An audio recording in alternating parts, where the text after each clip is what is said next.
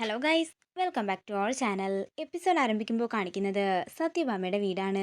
ശ്യാമ ഇതുവരെ ഒന്നും കഴിച്ചിട്ടില്ല, അതുകൊണ്ട് എന്തെങ്കിലും ആഹാരം കൊടുക്കണമെന്ന് രോഹിത് പറയുമ്പോൾ കഞ്ഞിവെള്ളത്തിൽ നിന്ന് തന്നെ തുടങ്ങാമെന്ന് പറഞ്ഞ് ശ്യാമയ്ക്ക് കുറച്ച് കഞ്ഞിവെള്ളം കൊടുക്കുകയാണ് ശാലിനി. ഇത് കാണുന്ന രോഹിത്തിന് സന്തോഷമാകുന്നു. തുടർന്ന് ശാലിനി തന്റെ സാരി തുമ്പ് വെച്ച് ശ്യാമയുടെ ചുണ്ടു തുടയ്ക്കുമ്പോൾ സാരി ചീത്തയാകുമെന്ന് രോഹിത് പറയുന്നു. അതൊന്നും കുഴപ്പമില്ല രോഹിത്തെ, കുഞ്ഞിലെ ഞങ്ങൾ കൂടപ്പിറപ്പുകള് ഒരേ വസ്ത്രം തന്നെയാ മാറി മാറി ധരിച്ചുകൊണ്ടിരുന്നത്. ഇവളെക്കാൾ വലുതായി എനിക്കൊന്നുമില്ല, അതിപ്പോ എന്റെ കളക്ടർ പദവിയാണെങ്കിലും അങ്ങനെ തന്നെയാ. ഇത് കേൾക്കുന്ന രോഹിത് സന്തോഷത്തോടെ ശാലിനിയെ നോക്കുന്നു. പിന്നീട് കാണിക്കുന്നത് സന്തോഷത്തോടെ ഇരിക്കുന്ന വിഷ്ണുവിനെയാണ്. വിഷ്ണു കാർത്തികയോട് പറയുകയാണ്, കാർത്തികെ, ശാലിനി വന്നു. കാർത്തിക് ഇപ്പൊ എന്താ തോന്നുന്നത്? എന്ത് തോന്നാൻ, എനിക്കൊന്നും തോന്നുന്നില്ലെന്ന് പരിഭ്രമത്തോടെ കാർത്തിക പറയുമ്പോ തനിക്കെന്താ ഒരു പേടി പോലെയെന്ന് വിഷ്ണു ചോദിക്കുന്നു. അതേസമയം സത്യഭാമ ഹാളിലേക്ക് വരികയാണ്. പൊന്നിയോട് കുറച്ച് വെള്ളമെടുക്കാൻ ഭാമ പറയുന്നു. പൊന്നി, കുറച്ച് വെള്ളം കൊടുക്ക്, ഇന്ന് ആവശ്യത്തിന് കൂടുതൽ ഷോ അല്ലേ ഇവിടെ കാട്ടിക്കൂട്ടിയതെന്ന് രാഘവൻ നായർ പറയുമ്പോ ദേ രാഘവേട്ട, അടങ്ങിയിരുന്നോണമെന്ന് ഭാമ പറയുന്നു. അതേസമയം വിഷ്ണുവിന് ഒരു ഫോൺ കോൾ വരികയാണ്. വിഷ്ണു ഞെട്ടലോടെ നിൽക്കുന്നതാണ് കാണിക്കുന്നത്. എന്താടാ, എന്തു പറ്റിയെന്ന് ഭാമ ചോദിക്കുമ്പോ പപ്പിമോളെ സ്കൂളിൽ നിന്നും കാണുന്നില്ലെന്നും എവിടേക്കോ ഇറങ്ങിപ്പോയെന്നും വിഷ്ണു പറയുന്നു. ഇത് കേട്ടെല്ലാവരും ഞെട്ടലോടെ നിൽക്കുകയാണ്. പിന്നീട് കാണിക്കുന്നത് ശാലിനിയാണ്. ശാലിനി സത്യയെ വിളിക്കുകയാണ്. എനിക്ക് ഒരു കോൺഫറൻസ് ഉണ്ടെന്നും അതുകൊണ്ട് കുറച്ച് ദിവസം കഴിഞ്ഞേ വരുമെന്നും ഗോവയിലാണെന്നും ശാലിനി പറയുന്നു. ശരി അമ്മ പെട്ടെന്ന് വന്നാൽ മതിയെന്ന് പറഞ്ഞ് സത്യ കോള് കട്ട് ചെയ്യുന്നു.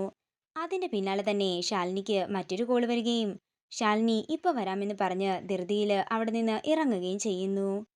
പിന്നീട് കാണിക്കുന്നത് ക്ഷേത്രമാണ്. കാളിയമ്മയുടെ മുന്നിൽ ചെന്ന് പ്രാർത്ഥിച്ചുകൊണ്ട് നിൽക്കുന്ന പപ്പിയെയാണ് കാണിക്കുന്നത്.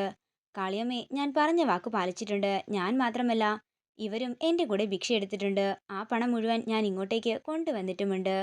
സത്യാമ്മ, എന്റെ അമ്മയുടെ കുഞ്ഞിച്ചയെ കൊണ്ടുവരാൻ സമ്മതിക്കണേ. എന്റെ അമ്മയുടെ രോഗം എത്രയും പെട്ടെന്ന് ഭേദമാകണേ എന്നും പപ്പി പ്രാർത്ഥിക്കുന്നു. ഇതെല്ലാം കണ്ട് നിറഞ്ഞ കണ്ണുകളോടെ നിൽക്കുകയാണ് സരോജം. കാണിക്കുന്നത് ശാലിനി ക്ഷേത്രത്തിൽ എത്തിയിരിക്കുന്നതാണ്. എന്താ സരോജ മെമ്പറെ ഇതൊക്കെയെന്ന് ശാലിനി ചോദിക്കുമ്പോൾ അതൊക്കെ കുട്ടികളുടെ ഒരു വിശ്വാസമല്ലേ മേഡം, അതങ്ങനെ തന്നെ നടക്കട്ടെ എന്നും സരോജം പറയുന്നു. തുടർന്ന് പപ്പി പ്രാർത്ഥനയോടെ ഭിക്ഷ കിട്ടിയ പണം മുഴുവൻ ഭണ്ഡാരത്തിലിടുന്നതാണ് കാണിക്കുന്നത്. അതെ പപ്പിമോളെ, ഞാൻ മോളെ കൂട്ടിക്കൊണ്ടു പോകാനാ വന്നത്. സത്യാമ്മ എന്നെ വഴക്കു പറയുമോ ആന്റി എന്ന് പപ്പി ചോദിക്കുമ്പോൾ വഴക്ക് കിട്ടാതെ നമുക്ക് നോക്കാമെന്ന് ശാലിനി പറയുന്നു. അല്ല, ആന്റി എങ്ങനെ അറിഞ്ഞു ഞാനിവിടെ ഉണ്ടെന്ന്?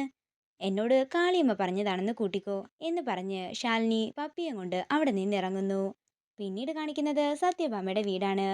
പപ്പിയെ കാണാത്ത ടെൻഷനിൽ ഇരിക്കുകയാണ് എല്ലാവരും. പപ്പിമോള് നമ്മുടെ കാറിൽ തന്നെയാ സത്യമേ രാവിലെ സ്കൂളിലേക്ക് പോയത്. ഉച്ച സമയത്ത് ഒരു അന്യ സംസ്ഥാന വണ്ടി സ്കൂളിന്റെ അടുത്ത് നിർത്തിയ കണ്ടിട്ട് സംശയം തോന്നിയാണ് സ്കൂളുകാര് CCTV വിഷ്വൽസ് ഒക്കെ ചെക്ക് ചെയ്തത്. അപ്പോഴാണ് പപ്പിമോള് സ്കൂളിലില്ലെന്ന് അറിഞ്ഞത്.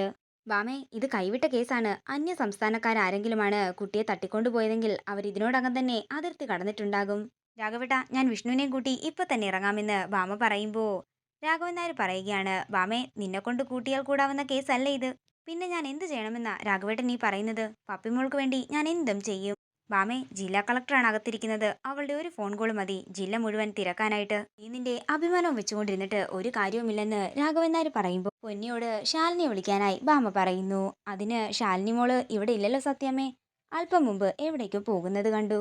ബാമേ, ഇനിയും കാത്തിരിക്കാൻ പറ്റില്ല. നീ ശാലിനിയുടെ ഫോണിലേക്ക് വിളിക്കാൻ രാഘവൻ നായർ പറയുമ്പോൾ മനസ്സിലാ മനസ്സോടെ നിൽക്കുകയാണ് സത്യഭാമ.